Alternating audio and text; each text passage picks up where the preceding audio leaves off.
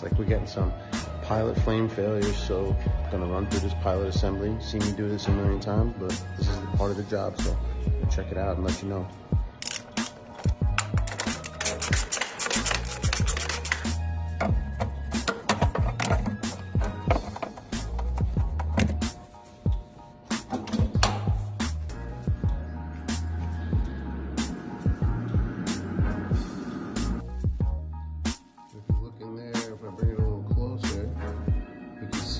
Screws are a little bit burnt, which I don't love, so I'm going to swap them out.